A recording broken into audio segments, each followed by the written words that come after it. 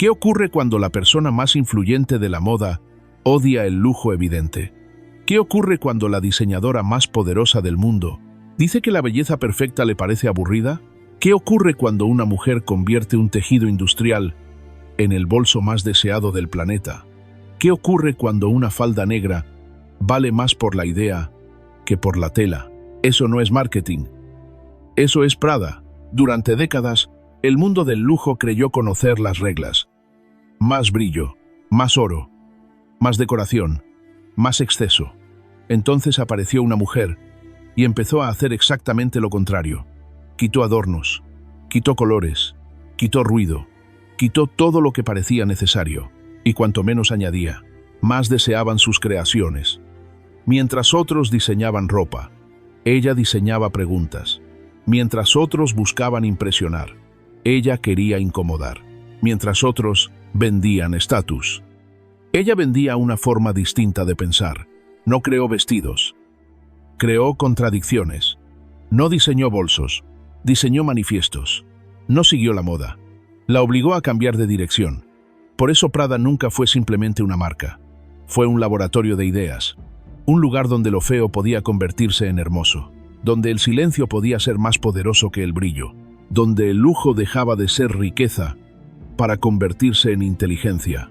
Y detrás de esa revolución había una sola persona, una mujer que jamás soñó con ser diseñadora, que estudió ciencias políticas, que pasó años aprendiendo mimo, que desconfiaba profundamente de la industria de la moda y que terminó cambiándola para siempre. Pero la historia más increíble no empieza en una pasarela, no empieza en París, ni siquiera empieza con un vestido. Empieza muchos años antes, en el corazón de Milán, dentro de una familia que construyó un imperio del lujo, sin imaginar que la mujer destinada a heredarlo sería precisamente quien destruiría todas sus reglas. Y para entender cómo nació esa revolución, primero hay que regresar al lugar donde comenzó la contradicción. Hay una dirección en Milán que lo cambia todo: Galleria Vittorio Emanuele II, la galería comercial más antigua y más elegante de Italia, construida en 1865 para conectar la Plaza del Duomo con la Plaza de la Scala. Techos de cristal, mosaicos en el suelo, el tipo de arquitectura que convierte el acto de comprar en algo casi religioso. Y en esa galería, en 1913, un hombre llamado Mario Prada abre una tienda. Maletas, bolsos, baúles de vapor, todo hecho a mano, todo para los ricos de Milán. La tienda se llama Fratelli Prada Hermanos Prada. Mario Prada tenía una norma que no escribió en ningún contrato, pero que transmitió a toda la familia como si fuera ley sagrada. Las mujeres no deben dirigir empresas. Las mujeres son demasiado emocionales, demasiado impredecibles, demasiado poco serias para gestionar negocios de lujo. Esta norma importará más adelante, mucho más de lo que nadie podía imaginar. En 1913, 10 de mayo de 1949, nace Maria Bianchi, hija de Luigi Bianchi y Luisa Prada, la hija del fundador, la más pequeña de 3 hermanos. Su madre, Luisa, heredará la empresa de su padre en 1958, pero la empresa que hereda no está en su mejor momento. En 1949, Prada tiene una sola tienda. Los clientes son menos que antes. El mundo ha cambiado. Y la niña que nace ese año en el apartamento familiar de Milán no sabe todavía que 30 años después será su problema. La familia Bianchi Prada es la definición de la burguesía milanesa, católica, conservadora, con un sentido del orden que se expresa en la ropa, en los modales, en el silencio. Y María, la pequeña, la que todos llaman con el apodo afectuoso Miuccia, es todo lo contrario. En los años 60, cuando todavía está en el instituto, es la primera de su escuela en adoptar el estilo hippie, el estilo subversivo, el estilo que dice: no soy de aquí, aunque viva aquí. Hay una imagen que un antiguo compañero del Partido Comunista describió décadas después en una entrevista. Un lunes por la mañana, una reunión del partido en el barrio de Porta Romana. Miuccia llega, con los panfletos, con el compromiso político, con la convicción genuina de que el mundo necesita cambiar radicalmente, y con un traje de Yves Saint Laurent que había comprado en las rebajas. El compañero lo recuerda así. Miuccia siempre llegaba con esos Yves Saint Laurent que compraba en rebajas, y los lunes, cuando tenía el día libre, venía a fregar los cacharros en nuestro pequeño festival de la unidad en los jardines de Porta Romana. Eso es Miuccia Prada en los años 70, militante comunista que frega cacharros en eventos del partido, y que hace todo eso con ropa de lujo. La contradicción que definiría toda su obra ya está ahí, en esa imagen, en esa mujer con el traje de Saint Laurent y los guantes de fregar. Mientras estudia ciencias políticas en la Universidad de Milán, Miuccia toma una decisión extraña. Empieza a estudiar teatro, no teatro de texto, mimo, en el Piccolo Teatro de Milán, el primer teatro público de Italia, fundado en 1947 por Giorgio Strehler, el director más importante de la escena italiana del siglo XX. Miuccia estudia con Strehler. Aprende el cuerpo como lenguaje. Aprende que lo que no se dice con palabras puede decirse con un gesto, con una postura, con la manera en que alguien ocupa el espacio. No lo sabe todavía, pero esa formación en el cuerpo como comunicación, es exactamente lo que necesita para hacer lo que hará después. Durante 5 años, Miuccia Prada actúa como mimo, en el teatro más serio de Milán, con el director más exigente de Italia. Y nadie, absolutamente nadie que la ve en esos escenarios, imagina que un día va a llevar el nombre más reconocido del mundo de la moda. 1978. Miuccia tiene 29 años. Acaba de terminar su doctorado, su tesis. El Partido Comunista Italiano y la escuela. 5 años de estudios sobre política, ideología, poder, y en ese momento, en el preciso momento en que tiene el título académico más alto que puede obtener, su vida cambia sin que ella lo haya decidido. Su madre, Luisa Prada, se retira. La empresa tiene una sola tienda, unos pocos empleados, deudas, y ningún plan claro para el futuro. La empresa necesita a alguien, y Miuccia, que tiene 3 hermanos, ninguno de los cuales quiere el problema, es la única que acepta. No porque quiera, porque no hay otra opción. Aquí está lo que la historia oficial de Prada nunca cuenta con suficiente claridad. Miuccia Prada no quería dirigir la empresa. No quería ser diseñadora. No tenía formación en moda. En una entrevista muchos años después, ella misma lo dijo sin rodeos. Yo no quería hacer esto. Me encontré aquí. Me encontré aquí. No elegí estar aquí. Me encontré. Esa diferencia entre elegir y encontrarse es el origen de todo lo que hizo después. Porque una persona que ha elegido algo lo protege. Una persona que se encontró en algo lo cuestiona constantemente. Y cuestionar todo, incluyendo las propias creaciones, es exactamente lo que convirtió a Prada en lo que es. El día que asumió la dirección de la empresa, la carrera de mimo terminó. El doctorado en ciencias políticas quedó en un cajón. Y la militante comunista que fregaba cacharros en los festivales del partido se convirtió en la directora de una empresa de lujo. La contradicción era tan perfecta que casi parecía un chiste. Casi. 1977. Un año antes de que Miuccia tomara las riendas de la empresa. La Feria Internacional de Artículos de Piel de Milán, el MIPEL. El evento más importante del sector de la marroquinería italiana. Y en ese evento, un hombre de Toscana que tiene su propio negocio de artículos de piel. Patrizio Bertelli, 31 años, emprendedor, agresivo, con una energía que llena cualquier habitación en la que entra.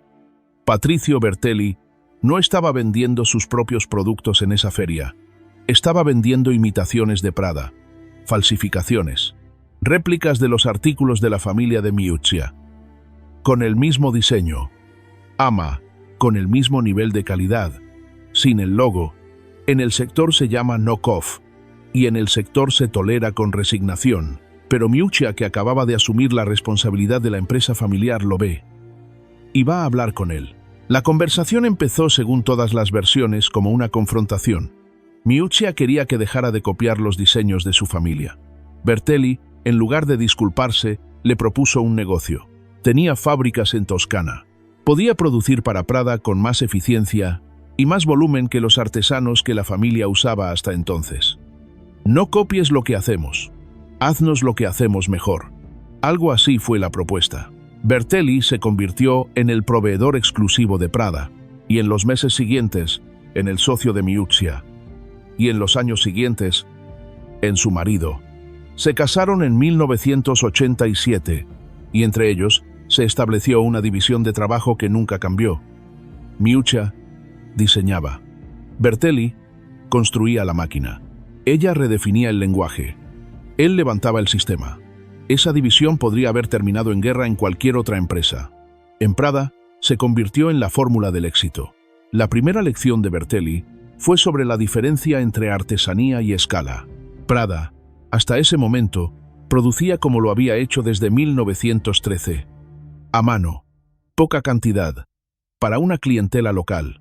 Bertelli le mostró que el lujo podía producirse en volumen sin perder calidad, que era posible controlar cada parte del proceso de producción, que la diferencia entre una empresa artesanal y un imperio no es el producto, es el sistema que hay detrás. Miuccia aprendió eso, y lo aplicó con la misma disciplina con que había estudiado el pensamiento marxista, que tiene, al final, bastante en común con la gestión industrial. Los dos hablan de sistemas, de estructura, de la relación entre las partes y el todo, solo que uno produce revolución y el otro produce bolsos. Hay algo en ese primer encuentro en la Feria de Milán que dice todo sobre los dos. Bertelli estaba copiando a Prada, no porque no tuviera talento para crear algo propio, sino porque sabía reconocer calidad cuando la veía, y Miuccia, en lugar de denunciarlo, lo contrató. No porque no estuviera furiosa, sino porque sabía reconocer competencia cuando la veía. Dos personas que ven el mundo con la misma lógica pragmática e implacable. Juntos, en un stand de feria, en Milán, sin saber todavía que van a cambiar la historia del lujo. 1984. Miuccia lleva 6 años dirigiendo la empresa. Prada tiene 3 tiendas. Los productos siguen siendo artículos de piel de lujo, tradicionales, elegantes, exactamente lo que su abuelo había creado, y exactamente lo que Miuccia no quería hacer. Porque Miuccia Prada, la militante comunista con doctorado en ciencias políticas, tiene un problema con el lujo tradicional. El lujo tradicional dice: soy mejor que tú porque puedo permitirme esto. Ese mensaje le resulta insoportable, y decide hacer algo diferente. El material se llama nylon pocono. Es resistente, es impermeable, es duradero, y es el material que se usa para hacer tiendas de campaña militares y paracaídas. No para bolsos de lujo. Nadie en el mundo del lujo usa nylon industrial, porque el lujo se hace de piel, de cuero, de materiales que dicen costoso desde el primer vistazo.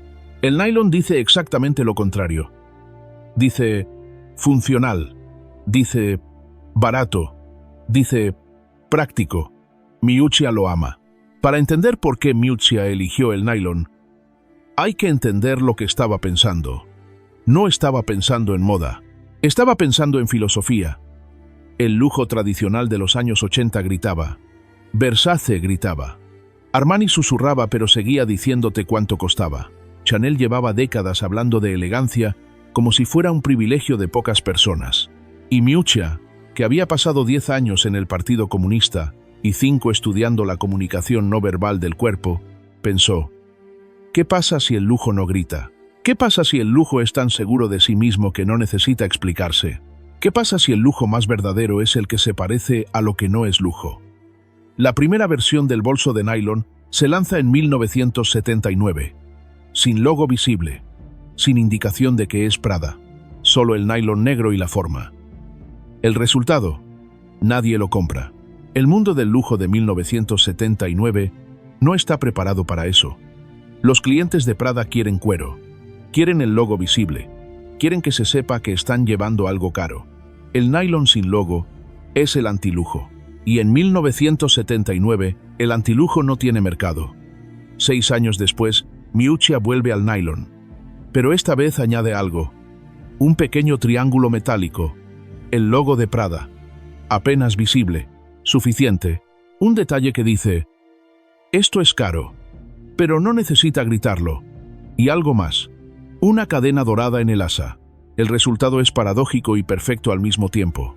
Es una bolsa de material de tienda de campaña con una cadena dorada. Es funcional y elegante.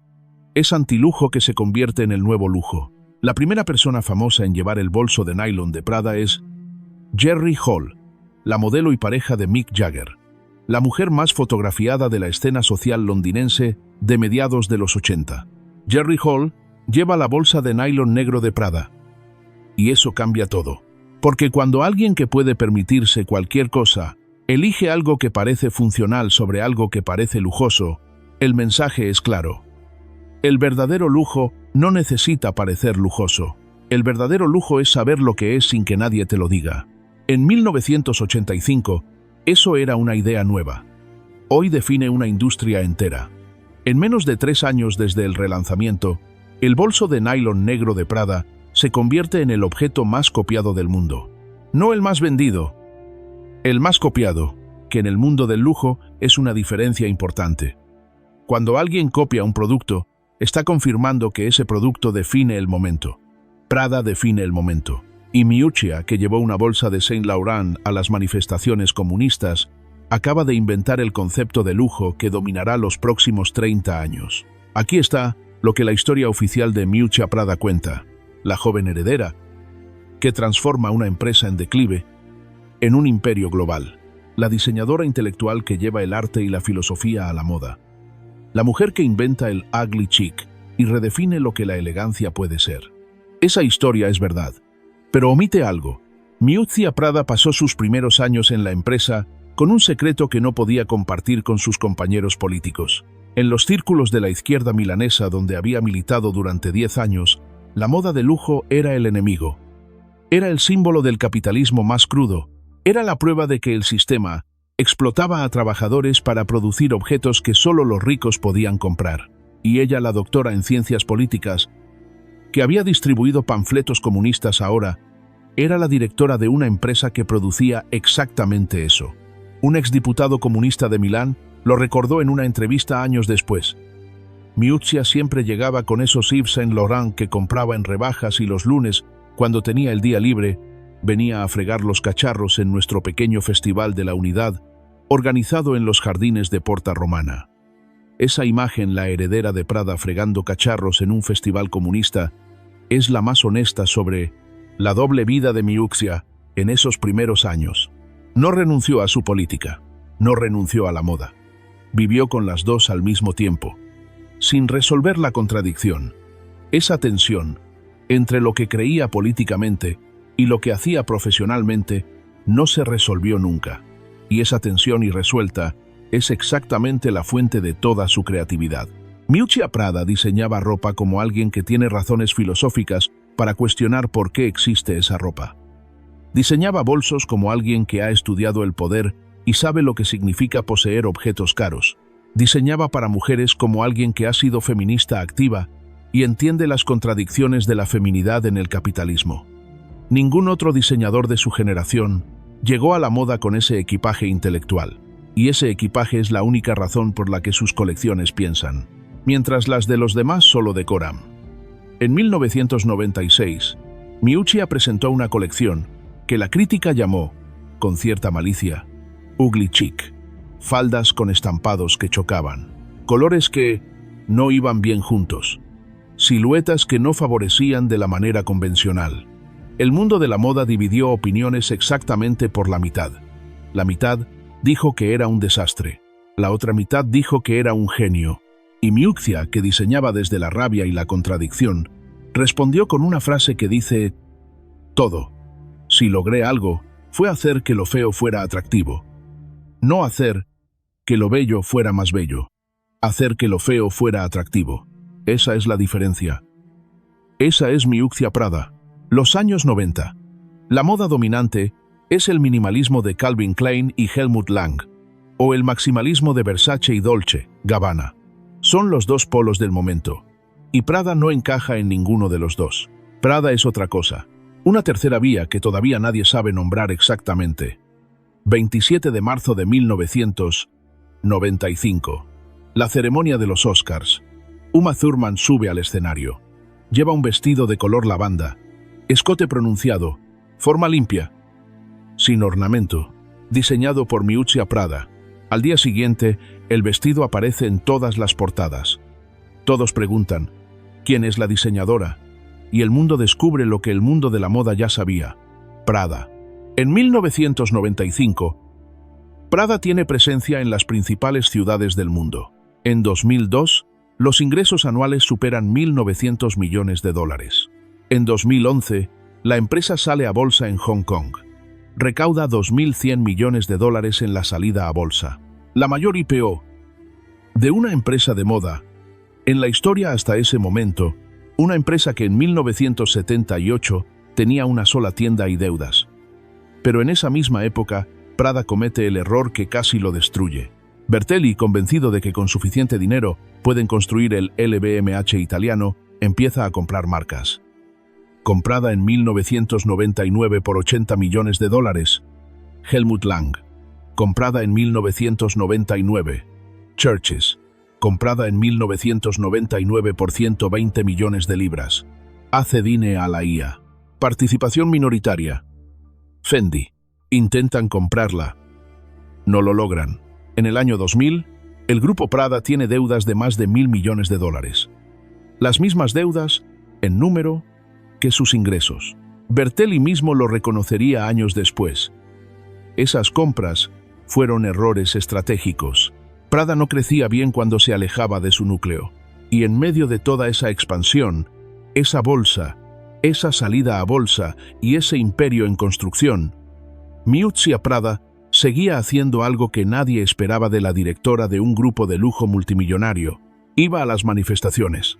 No en los años 70, en los años 90, ya con 50 años, ya con el nombre en la portada del Wall Street Journal, ya con los bolsos en los brazos de Uma Thurman. Seguía siendo la misma persona que en 1970 fregaba cacharros en los festivales del partido, solo que ahora llegaba en un coche diferente. Hay 3 creaciones de Miuccia Prada que son más que productos. Son argumentos filosóficos materializados en objeto. Ya hablamos de él. Pero hay un detalle técnico que la historia suele omitir. El nylon que eligió Miuccia no era cualquier nylon. Era Pocono, un nylon de alta densidad desarrollado originalmente para equipamiento militar. Impermeable. Antidesgarro. Prácticamente indestructible. El bolso de Prada podía caerse en el barro, mojarse bajo la lluvia, llenarse hasta rebosar, y seguía siendo perfecto. En el mundo del lujo de 1985, donde los bolsos de cuero necesitaban cuidados especiales, donde la elegancia era frágil por definición, eso era una declaración política. El lujo no tiene que ser frágil. El lujo puede ser resistente. El lujo puede ser, por encima de todo, útil.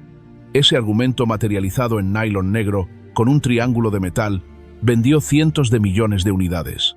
Y cambió para siempre la definición de qué puede ser un bolso de lujo. 1996. Los años 90 están en su apogeo minimalista. Kate Moss y el Heroin Chic.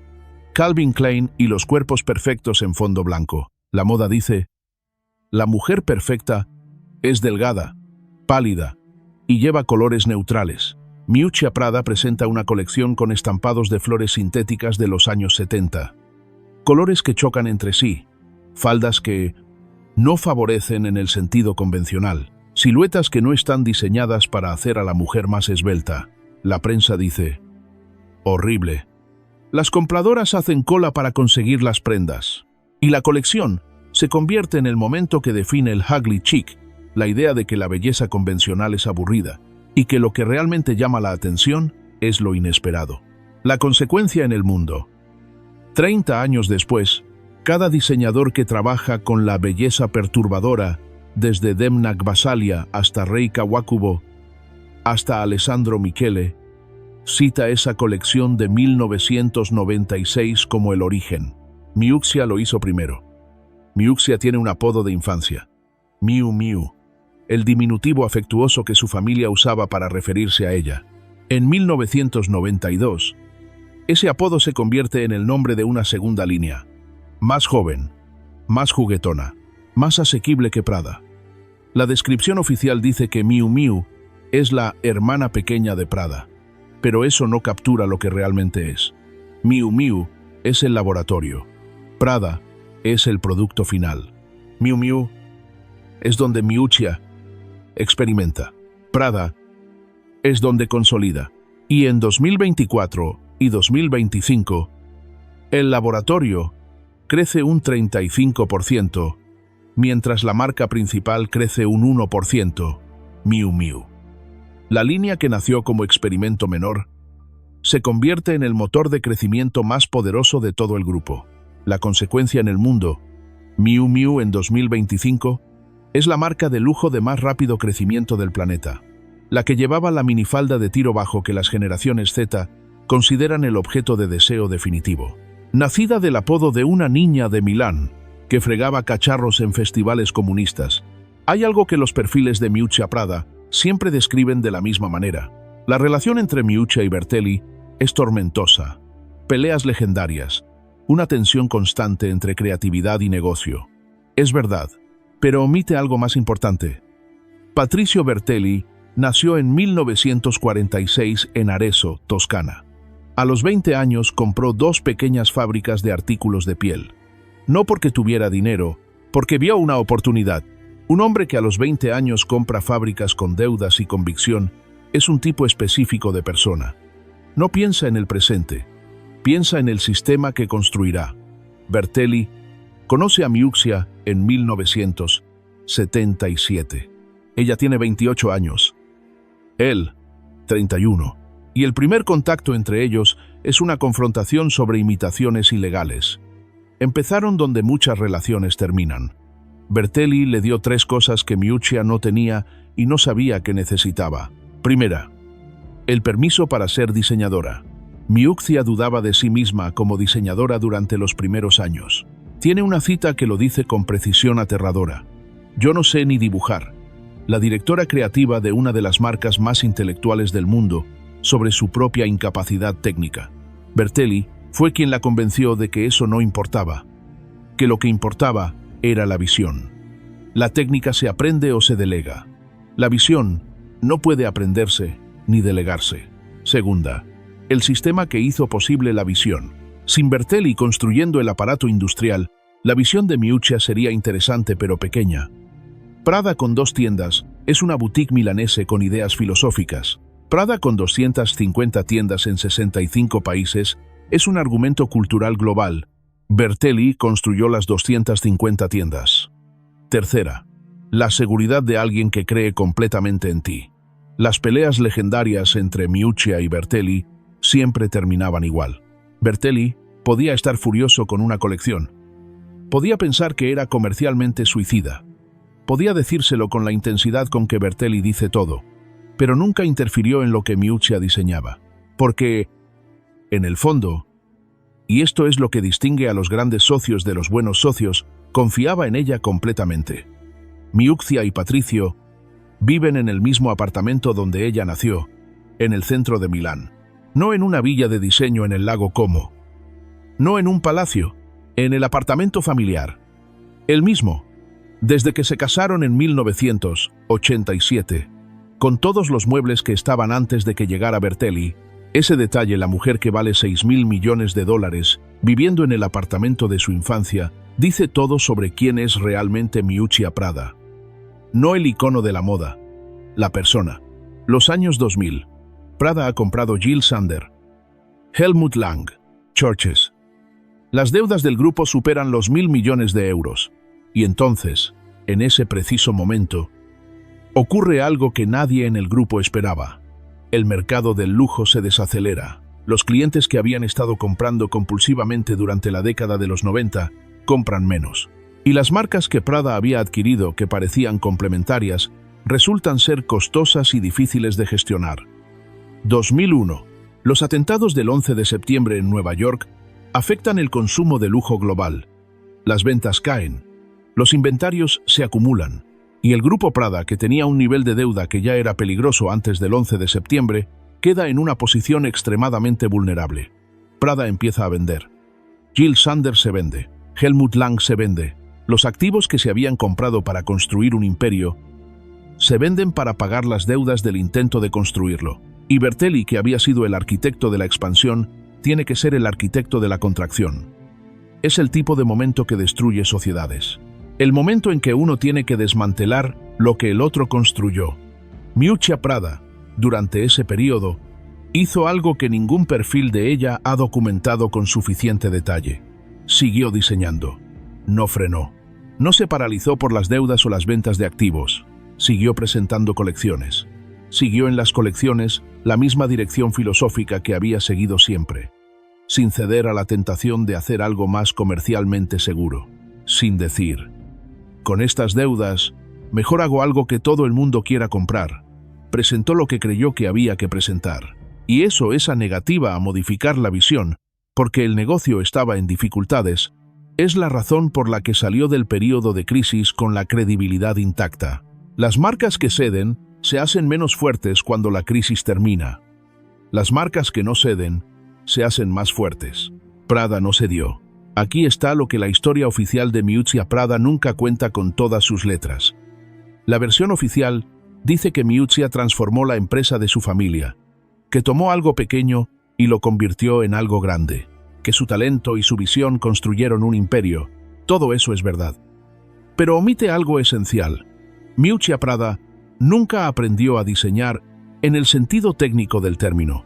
Ella misma lo ha dicho en múltiples entrevistas, con una honestidad que desconcierta. Yo no sé ni dibujar. La directora creativa de la marca más intelectual del lujo mundial no sabe dibujar. No tiene formación técnica en patronaje. No estudió moda. Su doctorado es en ciencias políticas. Su formación escénica es en mimo. Su experiencia política es en distribución de panfletos. Y aquí está lo que eso significa. Todo lo que Prada es, todo el ugly chic, toda la filosofía materializada en tela, toda la idea de que la moda puede ser un argumento intelectual, no nació de alguien que sabía hacer moda. Nació de alguien que sabía pensar, que miraba el mundo de la moda desde afuera, que tenía suficiente distancia crítica de la industria para ver sus contradicciones, y que tenía suficiente rabia hacia el lujo tradicional para querer subvertirlo. El abuelo de Miuccia, Mario Prada, tenía una norma. Las mujeres no deben dirigir empresas. Cuando Mario Prada fundó la empresa en 1913, lo hizo explícitamente como Fratelli Prada, hermanos Prada, no porque no tuviera hijas, sino porque las mujeres, en su visión, no debían heredar el negocio. La ironía perfecta de esta historia: la empresa que el fundador quiso que dirigieran solo hombres fue salvada por su nieta. La empresa que el hombre que la fundó quiso mantener alejada de las mujeres fue convertida en el argumento más sofisticado sobre la feminidad que la moda del siglo XX ha producido. Mario Prada no quería mujeres en su empresa. Su nieta la convirtió en un sistema de 4.400 millones de euros anuales. Y lo hizo cuestionando, desde adentro, todo lo que el lujo que su abuelo representaba significa. ¿Habría sido Prada lo que es? Si Miuccia hubiera querido ser diseñadora desde el principio, si hubiera estudiado en Central Saint Martins como McQueen, si hubiera aprendido patronaje con Balenciaga como Givenchy, probablemente no, porque lo que hace que Prada sea diferente no es la técnica, es la distancia crítica de alguien que llega a la moda con formación en otra cosa, con filosofía política, con teoría social, con la comprensión del cuerpo que solo da el mime. La mayor fortaleza de Miuccia Prada es exactamente lo que ella misma llama su debilidad. No saber dibujar, no haber estudiado moda, no haber querido estar donde está. 2020. El mundo se detiene. La pandemia cierra todo. Las semanas de la moda se convierten en videos. Las tiendas se vacían. Y Miuccia Prada, 71 años, toma una decisión que la industria interpreta de maneras muy diferentes. Anuncia que compartirá la dirección creativa de Prada con un diseñador externo, Raf Simons, el belga que había dirigido Dior, Calvin Klein, Jil Sander, uno de los diseñadores más respetados e intelectuales de su generación. La lectura oficial fue colaboración creativa, dos visiones complementarias, el intercambio entre una fundadora y un diseñador de la siguiente generación. Pero había otra lectura, una que nadie en la industria nombraba directamente. Miuccia tenía 71 años. Llevaba 42 años presentando colecciones, 8 colecciones al año. Durante 42 años, el cálculo matemático es este: más de 300 colecciones. Y la pregunta que todos pensaban pero nadie decía era, ¿cuántas colecciones más? Miuccia habló sobre ese periodo con una honestidad que sorprendió a los que la entrevistaron. Me siento sola en la moda. Siempre me he sentido sola. No hablaba de soledad personal, hablaba de soledad intelectual, de la sensación de que lo que ella quería explorar con la moda, las preguntas filosóficas sobre el cuerpo, el poder, la feminidad, el consumo, no era lo que la industria quería explorar, que la industria quería tendencias, y ella quería argumentos. Esa soledad de quien piensa en una dirección, mientras el mundo mira en otra, ha sido la constante de sus 40 años de carrera. La historia de Miu Miu, en 2023 y 2024, no estaba en ningún plan, ni en el de Bertelli, ni en el de los analistas de lujo que cubren el grupo. Miu Miu fue fundada en 1992 como la hermana pequeña, la más joven, la más asequible, la más experimental. Durante 20 años vivió en la sombra de Prada. Crecía, era rentable, pero no era la historia principal. No hubo una decisión estratégica de convertir Miu Miu en el motor de crecimiento del grupo. Hubo algo más interesante.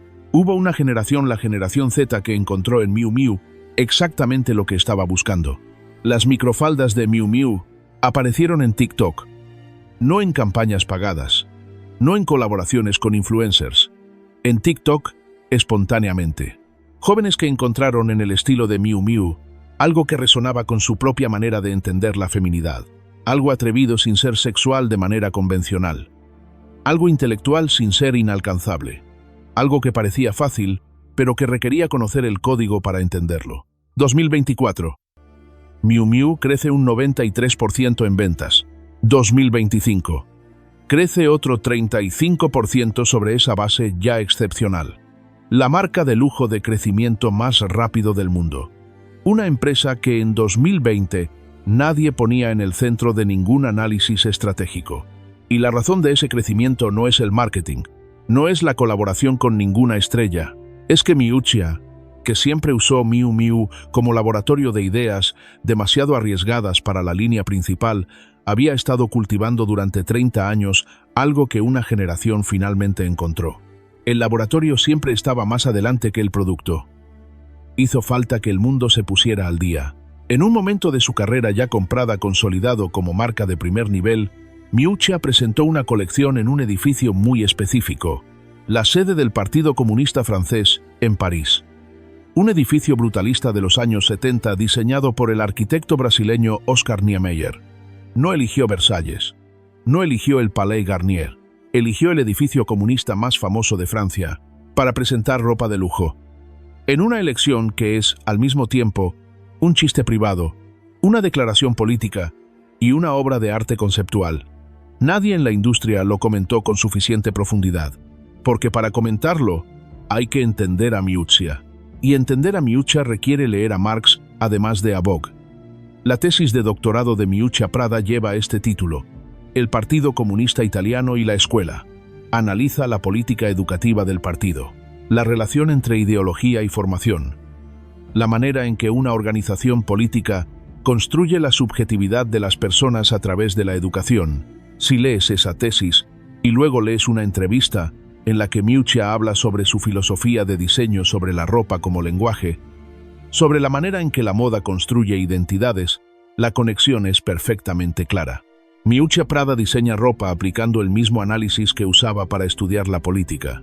La moda como formación de subjetividad, la ropa como sistema que construye al sujeto que la lleva. El bolso de nylon no es un bolso, es un argumento sobre qué tipo de persona quieres ser. Miuccia Prada y Patrizio Bertelli, con un patrimonio combinado que supera los 12.000 millones de dólares, viven en el apartamento donde Miuccia nació, en el centro de Milán. El mismo apartamento familiar, no renovado completamente, con muebles que estaban antes de que llegara Bertelli. Cuando alguien le pregunta por qué, Miuccia responde con la economía verbal que la caracteriza. Porque es donde estoy. Porque es donde estoy. No porque sea lujoso, no porque sea práctico. Porque es donde está. La mujer que reinventó el concepto de lujo vive en el apartamento de su infancia, porque el lujo verdadero, en su visión, no requiere cambiar lo que ya existe, si lo que existe funciona. Hay una pregunta que define el legado de Miuccia Prada. No qué vendió, no cuánto vale, sino ¿qué cambió en la manera en que el mundo entiende el lujo? Prada es hoy una de las 3 marcas de lujo más relevantes del mundo, con ingresos de 5.700 millones de euros en 2025, con 20 trimestres consecutivos de crecimiento, en un momento en que el resto del sector de lujo está en crisis. Eso es el legado visible. Cada vez que ves un producto de lujo que parece funcional antes que decorativo, estás viendo a Miuccia Prada. Cada vez que una marca de lujo presenta una colección con referencias filosóficas o artísticas, está siguiendo el modelo que Prada estableció. Cada vez que alguien lleva un objeto ugly chic, algo que no es bello en el sentido convencional, pero que resulta más interesante que lo que sería bello, está operando dentro de una gramática estética que Miuccia inventó. Demna Gvasalia, director creativo de Balenciaga, desde 2015. Su trabajo, la estética del desplazamiento, lo familiar, hecho extraño, los objetos ordinarios elevados a objeto de deseo, es directamente deudor de Miuccia Prada. Cuando Balenciaga presenta unas botas de plástico por 900 euros o una camiseta arrugada por 500, está aplicando la lógica del nylon de Prada. Material ordinario, contexto extraordinario, precio que obliga a pensar.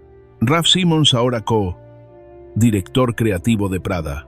Su trabajo durante décadas en Calvin Klein, Dior y su propia línea es una conversación continua con lo que Miuccia estableció como posibilidad.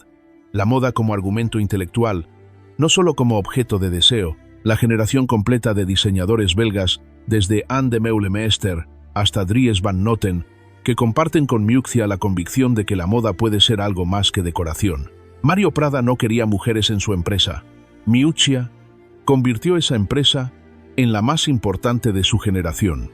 Miuccia no quería ser diseñadora, y por no querer serlo, diseñó de una manera que ningún diseñador que sí quería serlo podía diseñar. El mayor triunfo de Prada nació de la mayor contradicción de Miuccia. La empresa que odiaba la moda, representada por la mujer que no quería estar en ella, se convirtió en la voz más intelectual y más influyente de la moda del siglo XX. Ese es el secreto que nadie ha contado con todas sus letras, que Prada es Prada precisamente porque Miuccia nunca quiso que Prada fuera Prada. Volvamos a la imagen con la que empezamos. Milán, finales de los años 60. Una manifestación estudiantil. Una joven con un bolso de Yves Saint Laurent, repartiendo panfletos del Partido Comunista. Esa imagen no se resolvió nunca. Miuccia Prada no resolvió la contradicción entre ser comunista y heredera del lujo. No la resolvió en los años 70. No la resolvió cuando el nylon se convirtió en el bolso más copiado del mundo. No la resolvió cuando Forbes la puso entre las mujeres más poderosas del planeta. No la resolvió cuando Uma Thurman llevó su vestido a los Oscars. La contradicción sigue ahí. Comprimando sigue, y esa es quizás la explicación más honesta de por qué Prada funciona. Porque la moda que no se cuestiona a sí misma se vuelve decoración, y la moda que se cuestiona constantemente, que nace de la rabia, de la contradicción, de alguien que no quería estar donde está, pero que desde donde no quería estar, mira el mundo con ojos que nadie más tiene. Esa moda piensa, y la moda que piensa dura. ¿Puede alguien crear el mejor producto de lujo del mundo desde el rechazo al lujo? ¿O precisamente ese rechazo, esa distancia crítica que da el no pertenecer completamente, es la única manera de ver lo que los de adentro nunca pueden ver? Cuéntame en los comentarios. Porque esa pregunta no tiene una respuesta sencilla, y las preguntas sin respuesta sencilla son las únicas que valen la pena hacerse. Si esta historia te llegó, si cambió algo en la manera en que ves ese logo triangular de Prada, esa bolsa de nylon negro, ese concepto de ugly chic que lleva décadas definiendo lo que queremos llevar, comparte este video. Porque Miuccia Prada es la prueba de que los mejores creadores no son los que aman lo que hacen desde el principio. Son los que llegan a amarlo de una manera que nadie hubiera podido predecir. La semana que viene, otro secreto de la moda que nadie se atrevió a contar completo.